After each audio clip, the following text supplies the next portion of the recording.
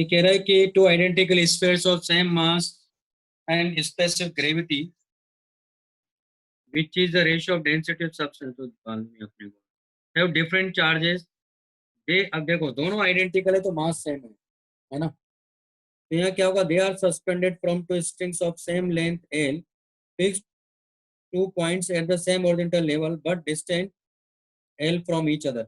मतलब ऐसा दिया देखो,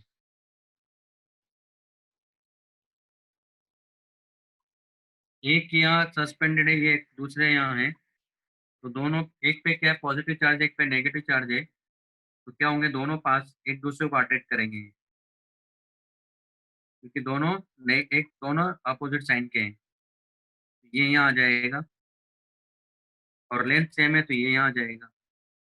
इन पे जो एक दूसरे पे फोर्स इलेक्ट्रोस्टैटिक हो तो सेम ही होगा, ये एंगल थीटा होगा तो ये एंगल भी थीटा होगा। और ये लेंथ इसने कहा कि ये एल है, बाकी इनकी एल लेंथ दे रखा है इसने, और अपने को इसका sigma by rho equal to 2.4 ये स्पेसिफिक ग्रेविटी है, यानी रिलेटिव डेंसिटी भी इसको बोलते हैं हम लोग। They are suspended, ठीक है, when the entire setup is transferred inside a liquid of specific gravity, यानी sigma L by rho equal to कितना दिया इसने 0.8। It is observed that the inclination of each string in equilibrium remains unchanged. The dielectric constant of the liquid बताना है। यार ऐसा question करवाया था ना मैंने, बस ये कि उसमें दोनों एक ही पॉइंट पर थे, दोनों का जो पॉइंट ऑफ सस्पेंशन था वो एक ही था, इसमें ऐसा दे दिया है। तो कॉन्सेप्ट ये कि पहले हवा में ही है मान लो, अगर हवा में ही है तो इस केस में इनके बीच की डिस्टेंस क्या है एक्स है, तो वहां भी जब उस लिक्विड के अंदर लेके जाएंगे तब भी एक्स ही बनी रहेगी, यानी ये एंगल थीटा बना रहेगा, एंगल थीटा बना रहेगा।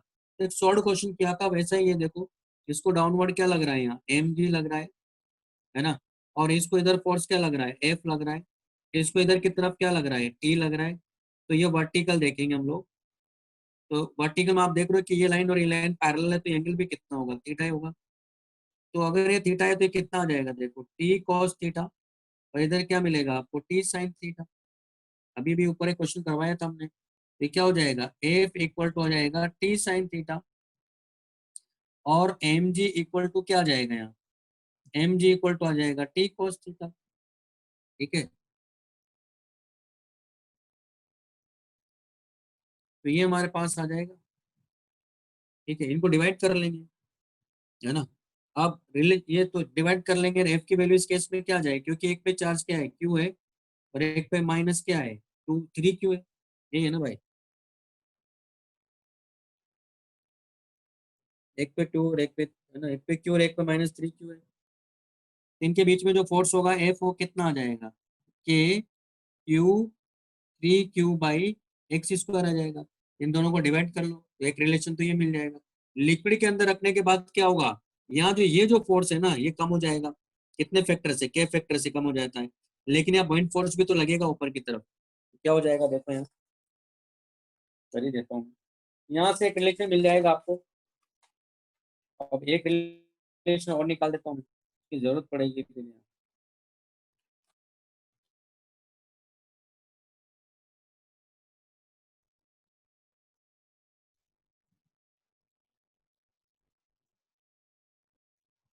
तो अब इसको लिक्विड के अंदर रख दिया तो क्या हो जाएगा, अब इसके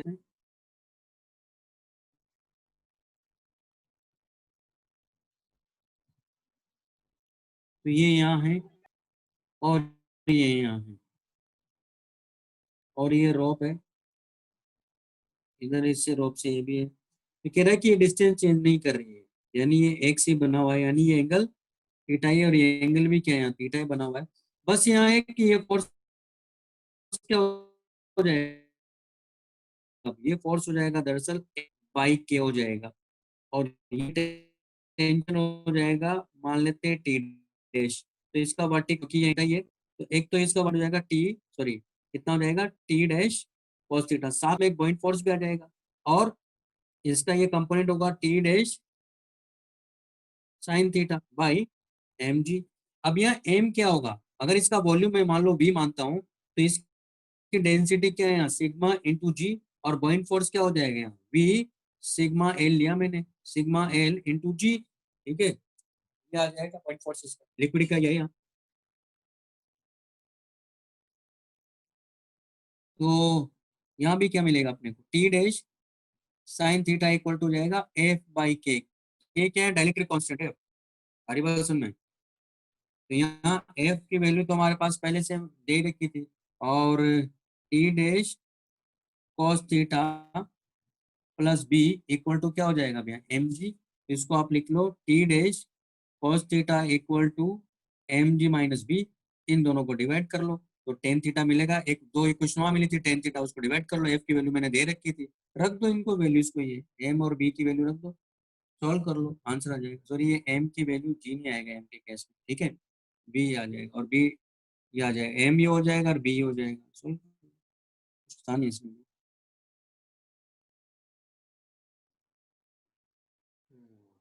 नेक्स्ट क्वेश्चन हमारे पास क्वेश्चन नंबर 2 हो गया। क्वेश्चन नंबर 4,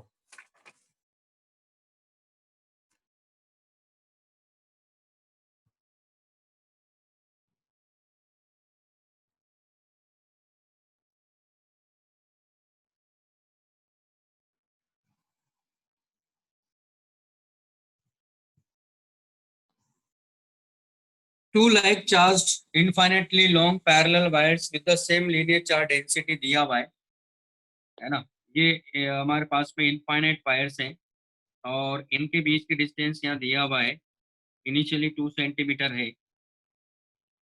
ये काफी इंपॉर्टेंट क्वेश्चन है दरअसल।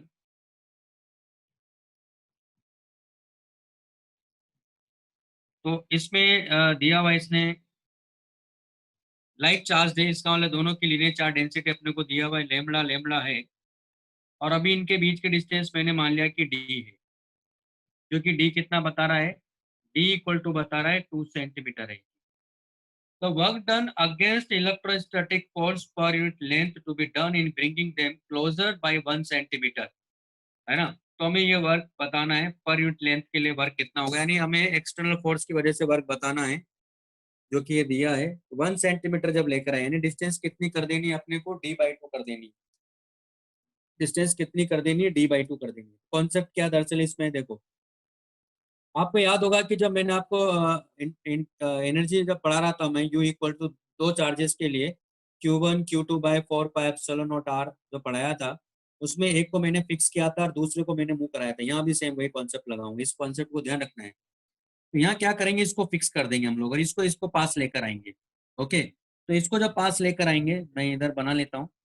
तो क्या करेंगे दरअसल इसमें कि मान लो किसी इंस्टेंट पर ये एक्स डिस्टेंस पर है ना, इसको मैंने फिक्स किया हुआ है,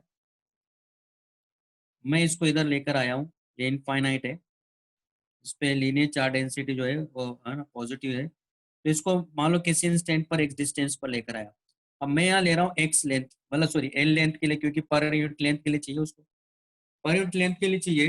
तो आप देख रहे हो कि इसकी वजह से यहाँ सब जगह इलेक्ट्रिक इंटेंसिटी क्या होगी, हो जाएगी lambda by 2 pi epsilon not x होगी ना, और इसकी लेंथ अगर एल है तो लेमड़ा इंटू एल, ये क्यों हो गया, तो ये फोर्स आ गया ना इसके ऊपर, यानी इस वायर इस पर यूनिट लेंथ यानी इस एल लेंथ पर इतना फोर्स आ गया। अब पर यूनिट लेंथ इस पर इतना फोर्स आ गया, तो मान लो इसका डिस्प्लेसमेंट मैंने लिया डेल्टा एक्स, कितना लिया है, डेल्टा एक्स। तो आप देख रहे हो कि मैं फोर्स इधर लगा रहा हूँ, इलेक्ट्रिक फोर्स इधर की तरफ है, लेकिन मैं शिफ्ट कर रहा हूँ केवल, है ना, यानी चेंज इन काइनेटिक एनर्जी इसकी क्या है यहाँ जीरो, क्योंकि हमें डी से डी बाई टू पे लाना है बस, यानी चेंज इन काइनेटिक एनर्जी तो जीरो ही है। इसका मतलब क्या हुआ कि ये इलेक्ट्रिक फोर्स है, तो हमें मालूम ही है कि W external plus W C equal to क्या होता है, जीरो।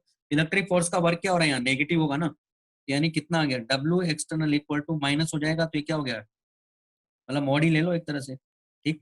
तो आप देख रहे हो कि इस फोर्स का वर्क कितना होगा, तो यहाँ आ जाएगा हमारे पास में lambda square L by 2 pi epsilon not x delta x, ये वर्क होगा। अब लेकिन यहाँ एक्स डिक्रीज कर रहा है, तो इसको क्या लिखेंगे, माइनस लिखेंगे, तो हो जाएगा W external equal to lambda square, इसको एल को इधर ले जाओ भले, क्योंकि यही तो चाहिए अपने को, तो 2 पाई epsilon not x minus D x, और इसको इंडिकेट कर दो कहाँ से कहाँ, डी बाई टू, सॉल्व कर लो, आ जाएगा आंसर, अपने आप आ जाएगा, पॉजिटिव आ जाएगा। आना ही चाहिए, क्योंकि हम लोग इधर फोर्स लगा रहे हैं ना, इसलिए वर्क हमेशा पॉजिटिव आ जाएगी। इसलिए मैंने डेल्टा इज कॉन्सेप्ट मैं पहले बता चुका हूँ, जब डिक्रीज करते हैं या इंक्रीज करो हमेशा डेल्टा मानो, फिर इस डायरेक्शन में ये वर्क कर रहा है ना, क्योंकि उतना ही फोर्स लगाएंगे ना हम लोग, एक्सटर्नल फोर्स भी उतना लगा रहे हैं जितना ये इलेक्ट्रोस्टैटिक फोर्स है, तो ये इधर मूव कर रहा है ना, लेकिन एक्स क्या कर रहा है, डिक्रीज कर रहा है, तो उसको क्या लेंगे, माइनस डी एक्स लेंगे। तो फोर्स की डायरेक्शन इधर ही है, इसलिए डेल्टा एक्स इंटू मैंने एफ कर दिया तो वर्क हो गया, एक्स डिक्रीज कर रहा था माइनस कर दूंगा, तो डी से डी बाई टू इंटीग्रेट कर दो, आंसर आ जाएगा ऐसे। लेकिन ये क्वेश्चन काफी इंपॉर्टेंट क्वेश्चन है, ये ध्यान रखना है। क्वेश्चन छोटा सा ही है लेकिन बड़ा कंसेप्चुअल क्वेश्चन है।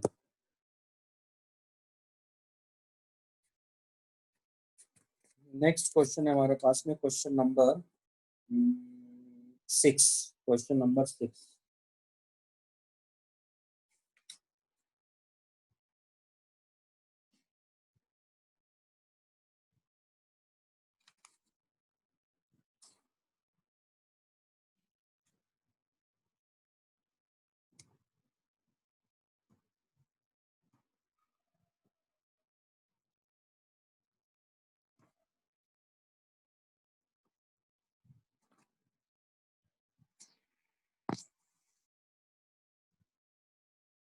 ये क्वेश्चन भी अच्छा है, वैसे तो इसके सारे क्वेश्चन अच्छे ही हैं, ज्यादातर क्वेश्चन तो अच्छे होते हैं इसके तो। An infinitely long string uniformly charge, यानी इसका मतलब इनफाइनेट वायर है, सीधी सी बात है कि इनफाइनेट वायर है जिस पर चार्ज का डिस्ट्रीब्यूशन यूनिफॉर्म है, और वो इसका लीनियर चार्ज डेंसिटी यहाँ दे रहा है कि इसका लीनियर चार्ज डेंसिटी है लेमड़ा 1, और यहाँ एक और एक वायर रखा है, रॉड मान सकते हो इसको, और इस पे जो लीनियर चार्ज डेंसिटी इसने दिया है वो लेमड़ा 2 है, और इसकी लेंथ ये कह रहा है कि एल है, और यहाँ से इसकी जो डिस्टेंस है ये इस एंड की, ये आर नॉट है। क्या कह रहा क्वेश्चन में, फोर्स निकाल रहा होगा और क्या। Infinitely long string uniformly charged with linear charge density lambda 1 and a segment of length L uniformly charged with linear charge density lambda 2 lie in a plane at right angles to each other and separated by a distance r naught as shown in the figure.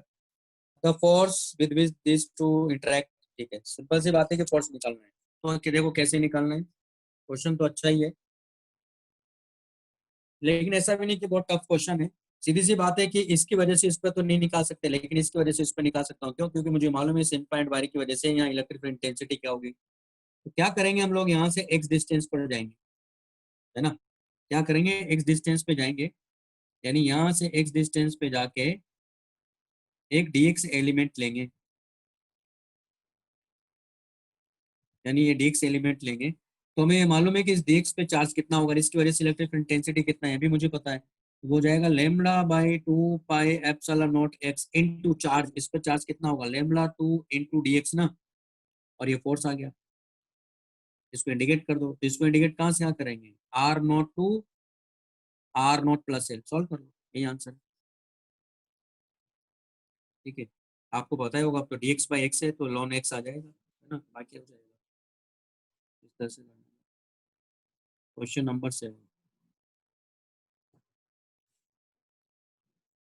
और नहीं समझ में आया तो पूछ लिया करो बीच में।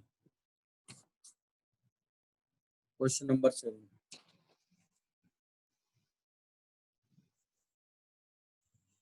क्वेश्चन नंबर 7 में क्या कह रहा है कि cavity of radius R is present inside a solid dielectric sphere of radius R having a volume, तो हमें मालूम है इसके अंदर इलेक्ट्रिक फील्ड क्या होता है, यूनिफॉर्म होता है, और वो एक ही डायरेक्शन होता है, ये निकाल लिया था हम लोगों ने, उसको यहाँ यूज करूंगा मैं इस कॉन्सेप्ट को।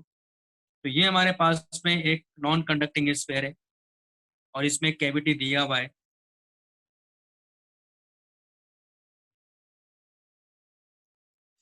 तो हमारे पास में ये आ गया जो कि कैविटी है, और इसके सेंटर से डिस्टेंस जो है वो ए दिया हुआ है, और एक पॉइंट है ना, तो क्या कह रहा क्वेश्चन में, केविटी ऑफ रेडियस आर की केविटी अपने को दिया हुआ है, inside a solid dielectric sphere of radius R, capital R इसकी रेडियस है, यानी इसमें पूरा ये डाइलेक्ट्रिक मीडियम है, यानी नॉन कंडक्टिंग स्फीयर है, सिंपल सी बात भी है, हैविंग वॉल्यूम चार्ज डेंसिटी जो कि कांस्टेंट दिया है रो है, the distance between the centres of this sphere वो भी दिया है, electron is kept inside the cavity at an angle 45, यानी यहाँ से इलेक्ट्रॉन को रिलीज कर रहे हैं एक तरह से, ये इलेक्ट्रॉन यानी नेगेटिव चार्ज है, हमें मालूम है इलेक्ट्रिक फील्ड की डायरेक्शन क्या है, along the A direction, along the A vector हो गया यहाँ, यानी ओ से पी के डायरेक्शन में है। और ये एंगल थीटा कितना बता रहा है यहाँ, थीटा इक्वल टू बोल रहा है कि 45 है। अभी आता हूँ मैं पॉइंट पर। इलेक्ट्रॉन का मास ए में चार्ज माइनस ई लेंगे, touches the sphere again after time, यानी कुल मिला के कह रहा है कि कितने टाइम बाद ये इस वाले पार्ट को जाके टच करेगा। तो यहाँ देखो हमने ये देखा था कि इसकी जो इसमें जो इलेक्ट्रिक इंटेंसिटी है दरअसल वो क्या होगी, इस कैविटी को मैं यहाँ बना लेता हूँ और ये ए की डायरेक्शन में इधर ए है, तो ए की डायरेक्शन इधर है, तो हमें मालूम है कि इलेक्ट्रिक इंटेंसिटी ऐसे यूनिफॉर्म आती है। और वो कितना निकल के आया था, E vector equal to rho A vector by 3 epsilon naught है, यानी मैग्नीट्यूड मिल गया अपने को इतना है। इसका मतलब इलेक्ट्रॉन है तो इलेक्ट्रॉन यानी इलेक्ट्रिक इंटेंसिटी अगर इधर है, इसका मतलब इलेक्ट्रॉन को फोर्स इधर लगेगा ना, तो यहाँ जाके फिर से टकराएगा। तो अगर ये 45 है, मैं बता सकता हूँ कि एंगल कितना होगा, 90 डिग्री होगा ना, क्योंकि भी 45 पे सिमेट्री है। तो ये आ रहे तो डिस्टेंस बता सकते हैं ना, डिस्टेंस कितना है। तो मान लेते हैं कि ये ए पॉइंट है, ये बी पॉइंट है, इनिशियल वेलोसिटी 0 है। तो सीधी सी बात है कि एक चार्ज पार्टिकल है माइनस ए, वो ए पॉइंट से बी पॉइंट की तरफ क्यों जा रहा है, क्योंकि उसको फोर्स इधर की तरफ लग रहा है ई ई, ये मैग्नीट्यूड ई हो जाएगा इसका। और इसकी इनिशियल वेलोसिटी क्या, 0। ये डिस्टेंस अपने को निकालनी है, डिस्टेंस कितना हो जाएगा, सीधी सी बात है कि ये कितना है, तो ये 45 पे आ रहा है, तो कितना हो जाएगा आर 45, यानी टोटल डिस्टेंस कितनी होगी 2r, मतलब रूट आर ना। तो डिस्टेंस आ गया हमारे पास, इनिशियल वेलोसिटी पता है, पूछ रहा है कि कितने टाइम में टकरा जाएगा। टकरा जाएगा तो हो गया ना S equal to U T plus half A T square. क्यों लगाया मैंने, क्योंकि मुझे मालूम है कि यहाँ जो एक्सेलरेशन आ रहा है वो कांस्टेंट है, यानी ई ई इक्वल टू क्या लिखोगे आप, एम ए लिखोगे, यू तो जीरो ही है, डिस्टेंस आपको दे रखी है रूट है ना 2r equal to half E E by M into T square. Solve करो, ए की वैल्यू ये दे रहा है कि इसका मैग्नीट्यूड निकालना है। ए इक्वल टू कितना हो गया, रो ए बाई 3 एप्सिलॉन नॉट है, यहाँ से वैल्यू निकाल तो सॉल्व आ जाएगा आंसर। तो ये भी question, question number 8।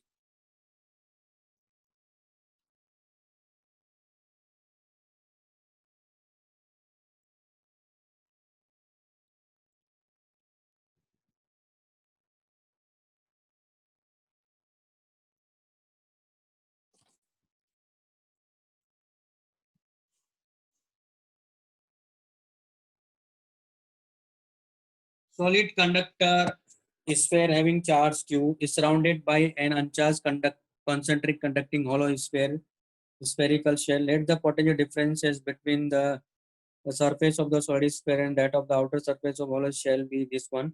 If the shell is now given a charge minus 3q, the new potential difference between the same two surfaces is x volt. Find the value of x. तो वो करते हैं, वैसे तो change होता नहीं, बाहर कितना भी चार्ज दो, अंदर का पोटेंशियल मतलब जो पोटेंशियल डिफरेंस है वो चेंज होता ही नहीं। देखो क्यों नहीं होता है, समझते हैं। अपने को क्या क्या दिया है, सॉलिड कंडक्टर दिया हुआ है अपने को, सॉलिड है तो सारा चार्ज कहाँ होगा, इसका आउटर सरफेस पे होगा, तो बात कर ही चुके थे हम लोग। तो सारा चार्ज कहाँ होगा, इसके आउटर सरफेस पर है, क्योंकि इसके अंदर तो इलेक्ट्रिक फील्ड जीरो होता ही है। इसकी रेडियस मान लेते हैं कि ए है, और उसके बाद कह रहा है कि कॉन्सेंट्रिक हॉलो स्फीयर है वो भी कंडक्टिंग है, उसकी रेडियस मैंने मान लिया कि बी है, उसकी रेडियस मान लेते हैं बी है। और उसको हमने यानी अंदर वाले को चार्ज हमने क्यू दिया और बाहर वाले को माइनस 3q चार्ज दिया है। तो if the shell is now given charge minus 3q, अच्छा एक minute, let the potential difference between the sphere of solid sphere and that of the outer surface, अभी कोई चार्ज नहीं दिया है तो वो 30 वोल्ट। तो देखो कैसे, पहले ये समझ लेते हैं।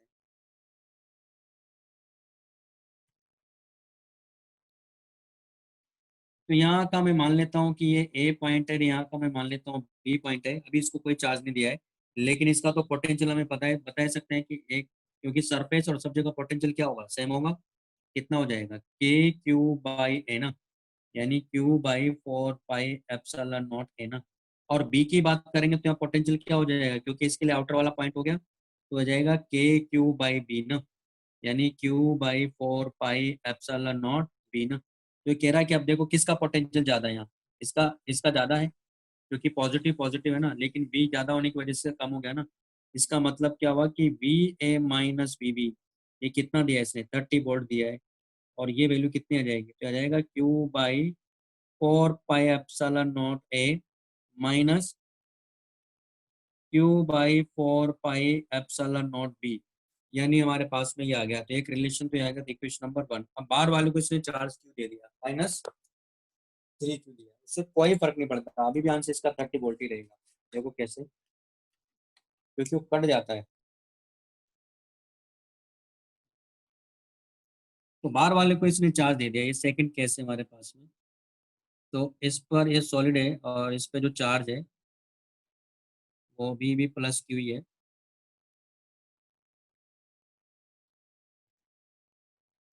और इसको 3 क्यू दे दिए।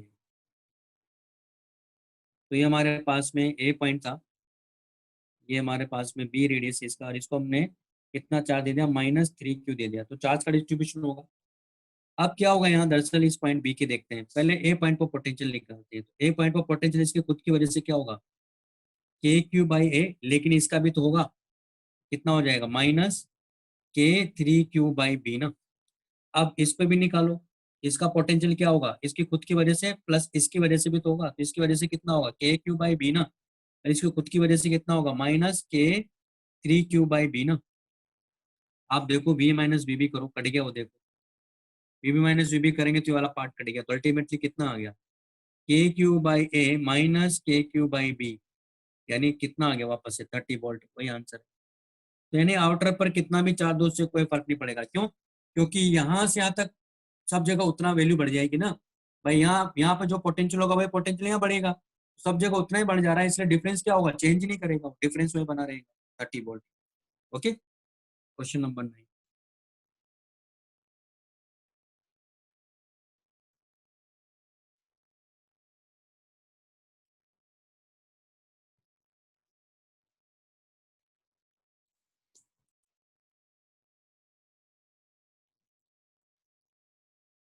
क्वेश्चन नंबर 9 में क्या कह रहा है,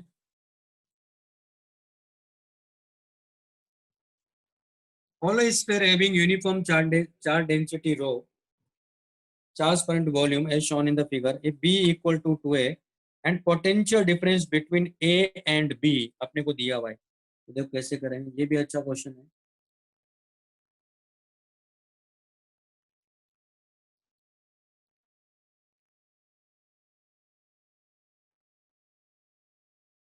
तो आप देख रहे हो कि वॉल्यूम चार्ज डेंसिटी अपने को दिया है, तो ये ए पॉइंट है यहाँ, इसकी रेडियस दिया हुआ है, इनर इनर सरफेस की ए और आउटर सरफेस की दिया है इसने बी, और ये पॉइंट यहाँ बी है। हमें इन दोनों का पोटेंशियल डिफरेंस चाहिए। तो यहाँ क्या करेंगे हम लोग, इसकी वॉल्यूम चार्ज डेंसिटी भी दिया हुआ है कि रो है, और बी इक्वल टू अपने को दिया हुआ एक रिलेशन यहाँ दिया हुआ है, कर लेंगे कोई दिक्कत नहीं होगी।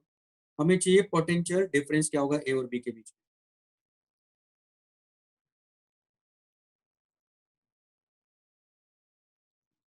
तो करना क्या है, देखो हमने क्या सीखा था, हमने तो सीखा था अगर ये कंप्लीट भरा होता तो उसका पोटेंशियल निकालना मुझे आता था। तो यहाँ भी ये करेंगे ना, क्या करेंगे, इसको ऐसा बना सकते हैं, ये कंप्लीट स्फीयर है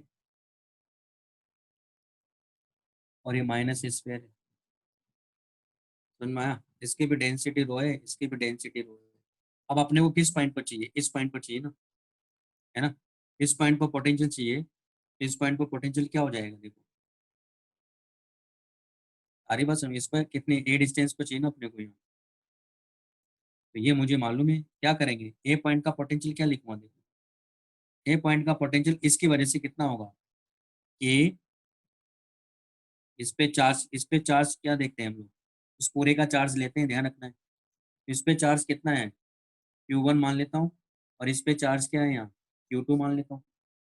तो K Q1/2 BQ3 क्या था, B² - R², ना, याद आ रहा है फॉर्मूला, 3R² - R² 2R³ था। ठीक है, ये तो लेकिन अभी इसका थोड़ी है ये पॉइंट का माइनस, ये भी तो करूंगा। इसका कितना है, इसका तो सरफेस वाला पॉइंट हुआ, तो K Q2/A ना। तो ये आ गया हमारे पास में बी। ओके, अच्छा Q1 कितना होगा वो भी निकाल लेते हैं। तो Q1 हो जाएगा हमारे पास में रो 4/3 पाई बी क्यूब। Q2 कितना होगा, रो 4/3 ए क्यू, तो हमारे पास इसका पोटेंशियल आ गया। अब बी के लिए क्या हो जाएगा, बी के लिए भी ये कॉन्सेप्ट ये लगाएंगे, क्या लिखेंगे, वी बी इक्वल टू के, यानी पूरा स्क्वायर का कितना हो जाएगा, तो के क्यू वन बाई बी ना, इस पूरे का, यहाँ आपकी बात कर रहे हैं ना इसके लिए, माइनस इसके लिए क्या हो जाएगा, k Q two by B ना। तो अल्टीमेटली वही आ गया, डिफरेंस निकालो मुझे, बस निकाल डिफरेंस, आ गया आंसर आपको। बी की वैल्यू दे रखी, बी इक्वल टू कितना है, वे, तो आपको इन दोनों का डिफरेंस आ जाएगा, दोनों का डिफरेंस निकाल लो, क्यू वन क्यू टू आपको पता ही है, सॉल्व कर लीजिए।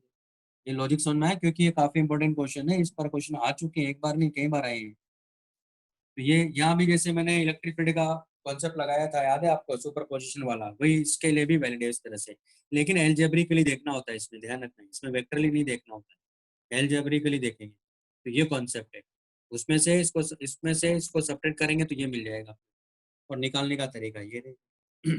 ठीक है ना, कर लोगे ना, तो इस तरह से question number 11।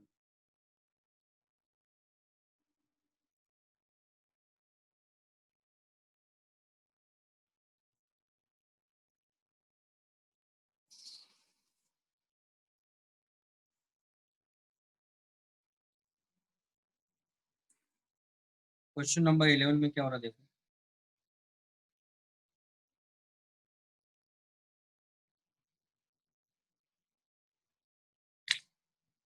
particle having charge plus q is fixed at point O and second particle of mass m having charge minus q naught moves with constant speed in circle of radius r about the charge plus q. The energy required to be supplied to the moving charge to increase the radius of the path to r is this one.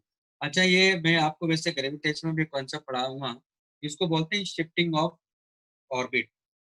ठीक है, तो orbit, मान लो कोई planet है, वो किसी, मान लो जैसे सन के चारों कोई प्लानिट घूम रहा है, या प्लानिट के चारों कोई सैटेलाइट घूम रहा है, तो उसको एक ऑर्बिट से दूसरे ऑर्बिट में ले जाना है, तो कितना एनर्जी चाहिए, तो वो कॉन्सेप्ट यहाँ भी सीख लेते हैं।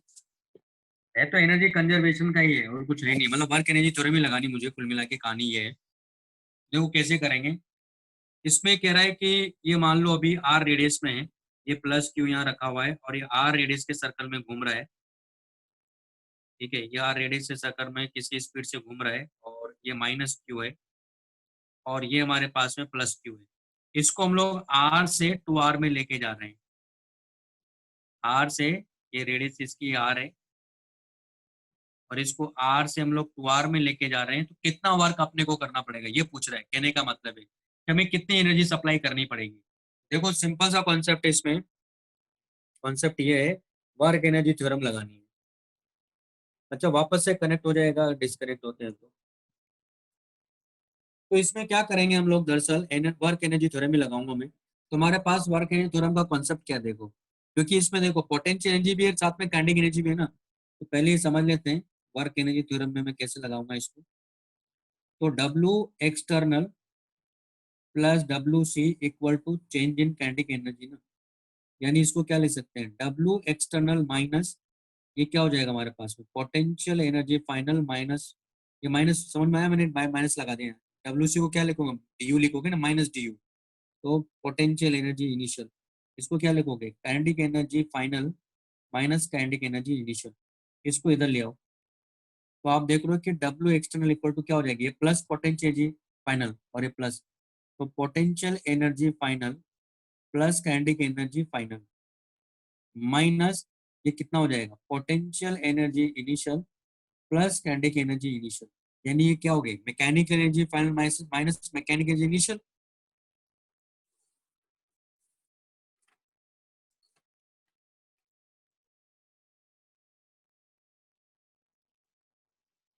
यानी हमारे पास क्या आ गया, यानी आ गया डब्ल्यू, तो देर फॉर डब्ल्यू एक्सटर्नल इक्वल टू आ गया mechanical energy final minus mechanical energy initial. तो ये कॉन्सेप्ट है, इसी को लगाना है यहाँ। तो आप देखो यहाँ, अगर ये इसके चारों ओर घूम रहा है, तो अभी इसकी टोटल मैकेनिकल एनर्जी लिखेंगे, तो पहले मैकेनिकल एनर्जी इनिशियल लिखूंगा मैं, क्या लिखोगे आप, half M B square minus K Q Q minus K Q Q by R लिखोगे ना, ये तो है काइनेटिक एनर्जी प्लस पोटेंशियल, ये तो लिखा था हम लोग।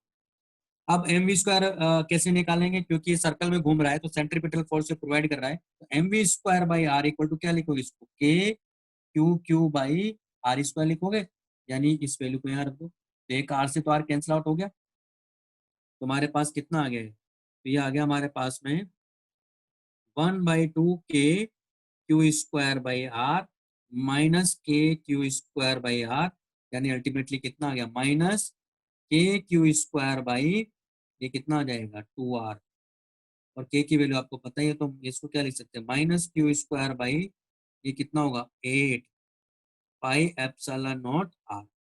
ठीक है, अब कहाँ लेके जा रहा है वो, तो आपने ये एटॉमिक स्ट्रक्चर में भी एक रिलेशन देखा होगा वहाँ। तो मैकेनिक एनर्जी फाइनल की बात करेंगे, तो मैकेनिक एनर्जी फाइनल क्या हो जाएगा, minus Q square by 8 pi epsilon not, ये कितना हो जाएगा 2r ना, क्योंकि r की जगह 2r हो गया, तो रख दो इस फॉर्मूले में, इतना वर्क करना पड़ेगा, कितना आ गया, तो minus Q square by 8 pi epsilon not 2r, minus minus ये प्लस हो गया, तो जाएगा Q square by 8 pi epsilon not r, यानी जब इसको सिंप्लीफाई करेंगे तो क्यू स्क्वायर बाई हो जाएगा 16 पाई एप्सिलॉन नॉट r, यही आंसर है, यानी इतना वर्क करना पड़ेगा, और यही कॉन्सेप्ट हम लोग वहां भी यूज करेंगे ग्रेविटेशन में। ठीक है, तो हो गया क्वेश्चन नंबर कौन सा था, 11 ना, question number 11, question number 12।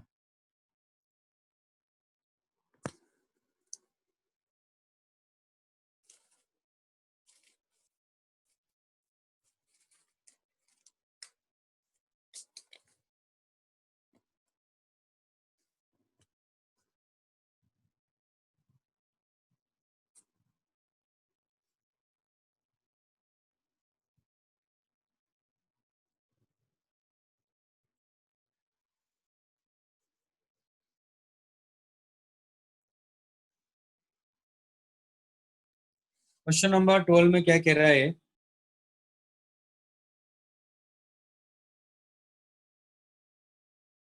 a positive charge plus q is fixed at point a, a positive charge plus q is fixed at point a, है ना, यहाँ पॉजिटिव चार्ज जो कि यहाँ फिक्स है, ये पॉइंट ए है, और ये कह रहा है कि एक चार्ज पार्टिकल आ रहा है जो कि लार्ज डिस्टेंस से आ रहा है, और इसकी जो स्पीड है वो u दिया है, चार्ज q है, ये b पॉइंट पर है, और ये जो डिस्टेंस है यहाँ इन दोनों के बीच की परपेंडिकुलर डिस्टेंस वो d है। Positive charge q is fixed at point A. Another positively charged particle of mass m charge small q is projected from point B with velocity u is shown in the figure. The point B is at large distance from A and distance d from the S. ठीक है, the initial velocity is parallel to the line AC. Okay, ये AC line है, इसके parallel दिया है इसने. The point C is at very large distance from A. Find the minimum distance of plus q from capital Q during the motion. तो देखो कैसे करेंगे इसको.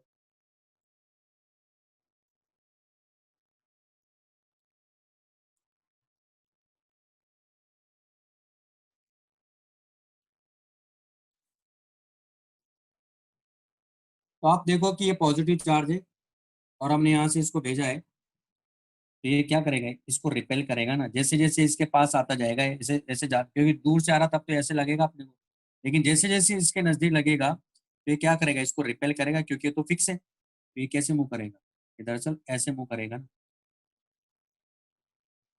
ये ऐसे मूव करेगा, तो मिनिमम डिस्टेंस क्या हो जाएगी इसकी, ये हो जाएगी ना, तो यहाँ इसकी वेलोसिटी क्या हो जाएगी, मान लेते हैं v हो जाएगी। अब ये तो फिक्स है, तो क्या करेंगे, इसका एंगुलर मोमेंटम कंजर्व रहेगा, क्यों रहेगा, क्योंकि अगर मान लो ये यहाँ कहीं आता है, तो यहाँ इसकी वेलोसिटी इधर होगी, इन दोनों के बीच में जो फोर्स होगा इधर होगा ना, यहाँ जो फोर्स है वो इधर है ना, ये जब यहाँ पहुंचेगा तब भी इसको फोर्स किधर लग रहा है, ऐसे लग रहा है ना, इसका मतलब है कि इसके इस फोर्स का इसके अबाउट टॉर्क क्या होगा, हमेशा इस पॉइंट के अबाउट जीरो होगा ना, इसका मतलब एंगुलर मोमेंटम कंजर्व रहेगा। दूसरा, इस पर जो फोर्स लग रहा है वो कंजर्वेटिव नेचर का है, तो मैकेनिकल एनर्जी भी कांस्टेंट रहेगी, दो इक्वेशन से बात बन जाएगी। ये डिस्टेंस हमारे पास में आर है, मान लेते हैं मिनिमम डिस्टेंस, एक तो law of conservation of mechanical energy, है ना, वो अप्लाई करेंगे तो इनिशियल काइनेटिक एनर्जी कितनी इसकी, half m u square, large distance आ रहा तो पोटेंशियल तो जीरो ही है।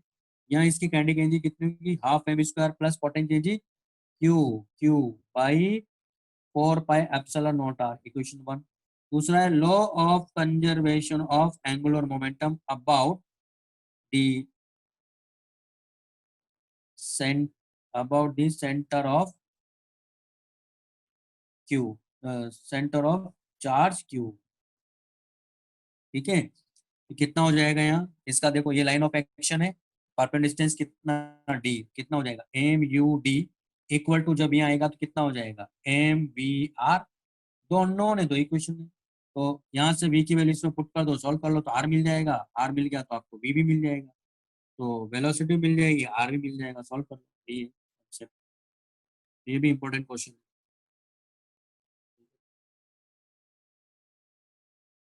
Question number 13।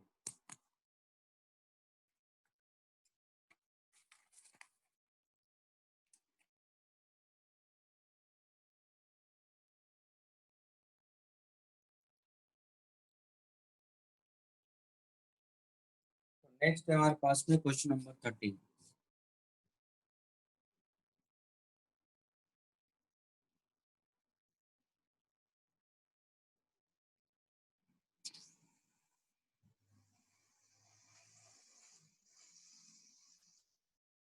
Small identical balls with equal charges of magnitude q each are fixed at the vertices of regular hexagon. अब